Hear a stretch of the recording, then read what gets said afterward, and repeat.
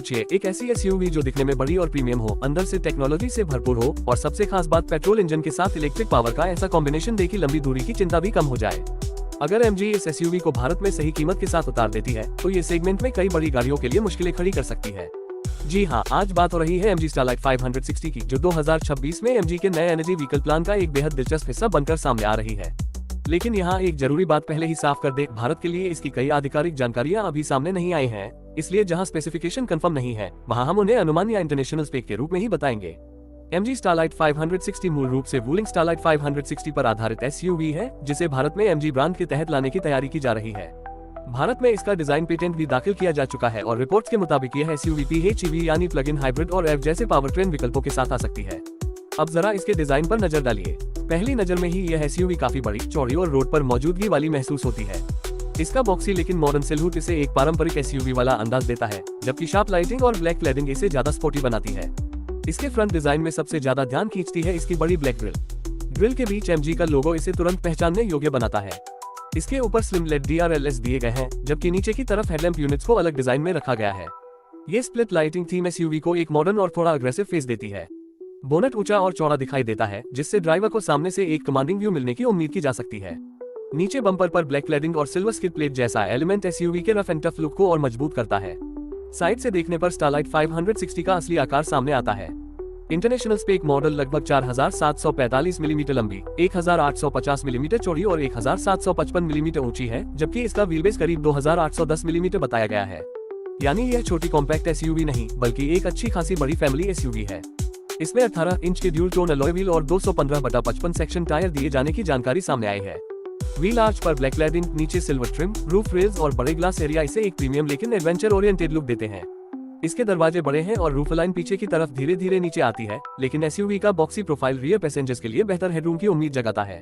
Ground clearance का Bharat spec आधिकारिक आंकड़ा अभी सामने नहीं आया है, इसलिए यहाँ किसी निश्चित संख्या का दावा करना सही नहीं होगा। लेकिन इसके बड़े अनुपात और मजबूत लोअर बॉडी डिजाइन को देखकर साफ है कि एमजी इसे सिर्फ शहर की एसयूवी के रूप में नहीं, बल्कि लंबी फैमिली ट्रिप्स के लिए भी आकर्षक बनाना चाहती है। अब पीछे आते हैं, जहां स्टारलाइट 560 का डिजाइन और भी ज्यादा अलग नजर आता है। Wrap around lead tail lamps पीछे की चौड़ाई को विजुअली बढ़ाते हैं और बीच में एमजी बैज के साथ एक कनेक्टेड लाइटिंग थीम दिखाई देती है। ऊपर रूफ स्पॉइलर और हाई माउंटेड स्टॉप लैंप है, जबकि नीचे का बम्पर ब्लैक और सिल्वर एलिमेंट्स के साथ स्पोर्टी दिखाई देता है। PHEV वर्जन में ग्रिल और रियर डिजाइन एफ से अलग हो सकता है, क्योंकि एफ मॉडल में ज्यादा क्लोज्ड ऑफ फ्रंट ट्रीटमेंट इस्तेमाल किया जाता है। अब अगर आप सोच रहे हैं कि अंदर बैठने पर यह एसयूवी कैसी महसूस होगी, तो यहाँ भी स्टारलाइट 560 काफी दिलचस्प पैकेज दिखाई देती है। इंटरनेशनल मॉडल में मिनिमलिस्ट डैशबोर्ड लेआउट के साथ 12.8 इंच का इंफोटेनमेंट डिस्प्ले और 8.8 इंच ड्राइवर डिस्प्ले की जानकारी मिलती है। लेदरेट अपहोल्स्टरी, पावर्ड और वेंटिलेटेड फ्रंट सीट्स तथा पैनोरामिक सनरूफ जैसे फीचर्स भी अंतर्राष्ट्रीय मॉडल में उपलब्ध बताए गए हैं। भारत स्पेक में इनमें से कौन कौन से फीचर्स किस वेरिएंट में आएंगे, इसकी अंतिम पुष्टि एमजी की तरफ से होना बाकी है। केबिन का डिजाइन काफी साफ सुथरा रखा गया है। स्टीयरिंग व्हील पर मल्टीफंक्शन कंट्रोल्स होने की उम्मीद है और ड्राइवर के सामने डिजिटल इंस्ट्रूमेंट डिस्प्ले ड्राइविंग से जुड़ी जरूरी जानकारी दिखा सकता है। सेंटर में बड़ा टच स्क्रीन इंफोटेनमेंट सिस्टम है, जिसमें वायरलेस कनेक्टिविटी की जानकारी भी सामने आई है। अगर एमजी भारत में इसका फीचर पैकेज इंटरनेशनल मॉडल के करीब रखती है, तो यह एसयूवी टेक्नोलॉजी के मामले में काफी मजबूत साबित हो सकती है। सीटों की बात करें तो लेदरेट अपहोल्स्टरी और फ्रंट रो पावर्ड तथा वेंटिलेटेड सीट्स इसे प्रीमियम टच देती हैं। कुछ अंतर्राष्ट्रीय जानकारी के अनुसार यह 5 से 7 सीटों वाले कॉन्फ़िगरेशन में उपलब्ध हो सकती है, इसलिए भारत में अंतिम सीटिंग लेआउट देखना काफी दिलचस्प होगा। दूसरी और तीसरी पंक्ति की वास्तविक लेगरूम और हेडरूम का भारत स्पेक आंकड़ा अभी आधिकारिक नहीं है, लेकिन 2810 मिलीमीटर के लंबे व्हीलबेस को देखते हुए दूसरी पंक्ति में अच्छी जगह मिलने की उम्मीद की जा सकती है। केबिन में स्टोरेज स्पेसेस की भी अच्छी उम्मीद है। Door pockets, centre console, cup holders और अन्य छोटे स्टोरेज कंपार्टमेंट्स रोजमर्रा के इस्तेमाल में काम आ सकते हैं। वायरलेस चार्जिंग, USB पोर्ट्स और प्रीमियम साउंड सिस्टम जैसे फीचर्स के बारे में भारत स्पेक की पूरी आधिकारिक जानकारी अभी उपलब्ध नहीं है, इसलिए इन्हें कंफर्म फीचर मानना सही नहीं होगा। इसी तरह एम्बिएंट लाइटिंग और एग्जैक्ट क्लाइमेट कंट्रोल सेटअप की अंतिम जानकारी भी लॉन्च के समय ही स्पष्ट होगी।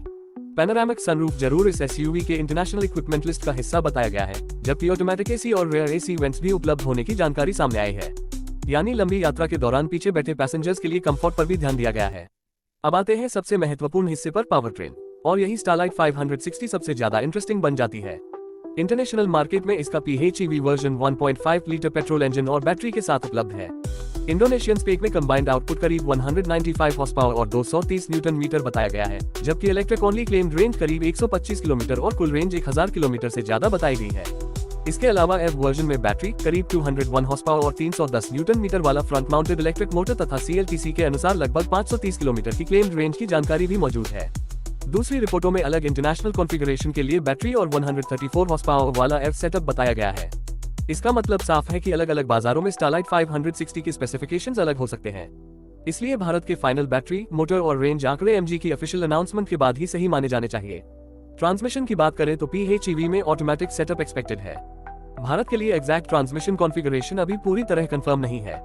इसी वजह से टॉप स्पीड और 0 से 100 किलोमीटर प्रति घंटे की एक्सेलरेशन का कोई वेरीफाइड इंडिया स्पेक आंकड़ा अभी उपलब्ध नहीं है। हम यहाँ कोई मनगढ़ंत नंबर नहीं देंगे। असली ड्राइविंग परफॉर्मेंस और एक्सेलरेशन फिगर्स लॉन्च के बाद ही पूरी तरह सामने आएंगे। लेकिन ड्राइविंग एक्सपीरियंस की कल्पना करें तो PHEV सेटअप का सबसे बड़ा फायदा यही हो सकता है कि शहर में छोटी दूरी इलेक्ट्रिक पावर पर ज्यादा शांत और स्मूथ तरीके से तय की जा सके, जबकि लंबी यात्रा में पेट्रोल इंजन रेंज एंजाइटी को कम करने में मदद करे। एफ वर्जन में इंस्टेंट इलेक्ट्रिक टॉर्क की वजह से रिस्पॉन्स और रिफाइनमेंट और भी बेहतर हो सकता है। फ्रंट व्हील ड्राइव लेआउट के कारण यह SUV मुख्य रूप से रोड फोकस्ड फैमिली व्हीकल के रूप में नजर आती है।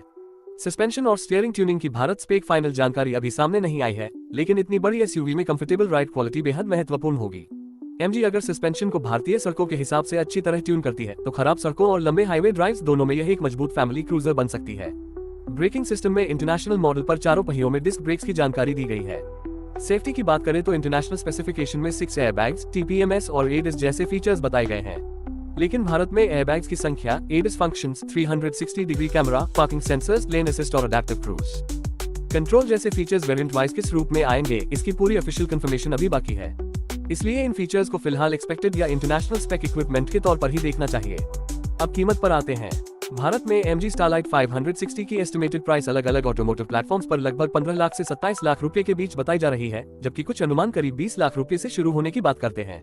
यानी फाइनल प्राइस अभी तय नहीं है।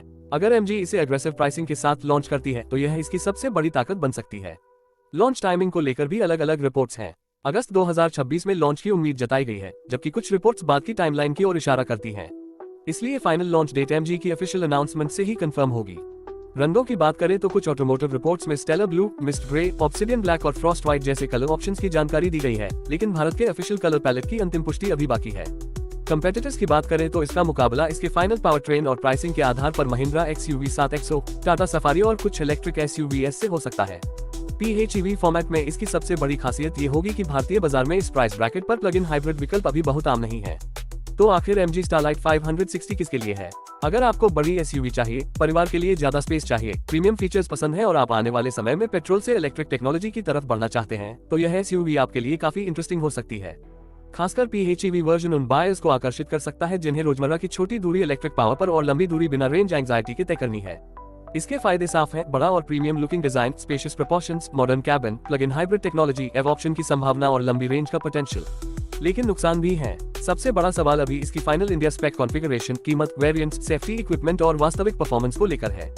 इसके अलावा PHEV टेक्नोलॉजी की कीमत अगर बहुत ज्यादा रखी गई तो बायर्स के लिए ट्रेडिशनल पेट्रोल या प्योर एव ऑल्टरनेटिव्स ज्यादा अट्रैक्टिव हो सकते हैं।